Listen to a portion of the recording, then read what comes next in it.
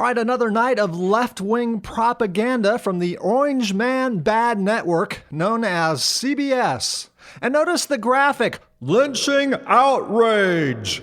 The media has gotten outraged more times than the little boy has cried wolf. Now to the other big story in Washington, the president's explosive use of the word lynching today in a tweet, railing against the impeachment inquiry. So CBS has selective outrage.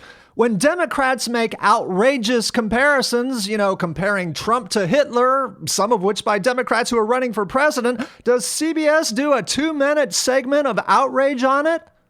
Or when Democrat members of Congress compare Obama's detention camps, now under Trump, to the Nazi Germany Holocaust, thus trivializing ethnic cleansing, where was the big story at the top of the CBS Evening News?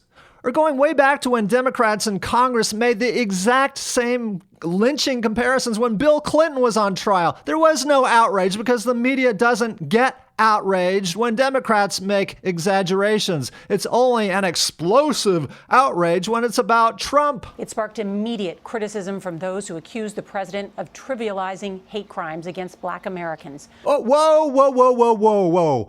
According to the NAACP, 1,297 white people were lynched back in the slavery days. That's 27.3% of all lynchings. So CBS is now trivializing hate crimes against white Americans. Weijia Zhang now on what Republicans are saying tonight. Given the history in our country, I would not compare this to a lynching. So CBS got the soundbite they wanted, a Republican admitting that it's an exaggeration. He wasn't outraged. He just said he wouldn't use that comparison. Republican leaders could not defend President Trump's tweet comparing the impeachment inquiry to a lynching. Yeah, they're too afraid to because the media mob will jump up and down and scream, racist, racist, racist. That's why people voted for Trump. He doesn't cower to exaggerated hysteria drummed up by the media. That's not the language I would use. So CBS is piling on here. What CBS is trying to do is convince people that the tide has changed and the Republican Party is finally starting to abandon Trump and we're all going to support Mitt Romney. A spokesman for the president tried to massage the message. That's called massaging the reporting of the news. That's called spinning the story in order to take sides against the spokesperson for the White House. Why couldn't Weijia Yang just say a spokesperson for the White House responded to the Democrats' criticism? That's how a real reporter would report on it. But Weijia Yang isn't a real reporter. She hates Trump and she wants to mold opinions. What he's explaining clearly is the way he's been treated by the media since he announced for president. But Mr. Trump made no mention of the media in his post, which drew fierce criticism from congressional Democrats. How dare he? Kamala Harris. How dare he? The usual suspects.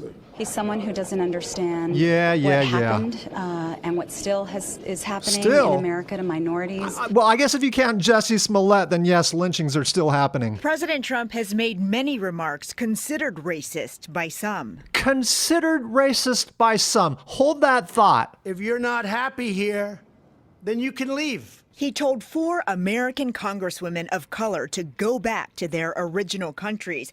Yeah, and if you go back and watch this video, you will see that in a previous broadcast, Weijia Yang and CBS definitively reported that the same words that Trump said were, in fact, racist.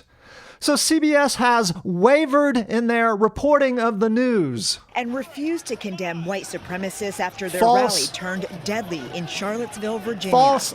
This is unbelievable. This is CBS spreading fake news. But you also had people that were... This is more fake news. Very fine people on both sides. This is unbelievable. This is CBS still spreading this fake news lie that Trump called white supremacists fine people. He never said that.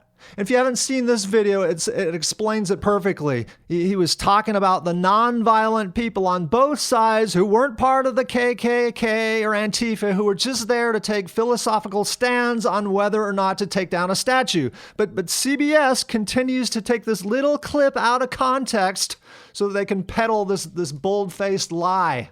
Then candidate Trump proposed banning all Muslims from entering the U.S. and has described Mexican immigrants like this. They're bringing crime. MS-13. They're rapists. MS-13. And some, I assume, are good people.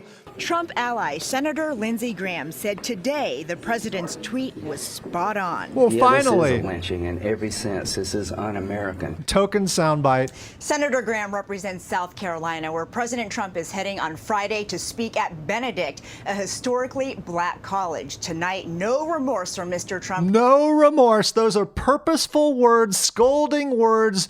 Ouija Yang taking sides and scolding Trump. Nora continues to say he has done more for the African-American community than any other U.S. president. You see how this is presented? Ouija Yang is trying to spin what Trump said into like a joke. No remorse. He continues to stubbornly stick to his guns and even has the gall to claim that he's done more for black people than any other president.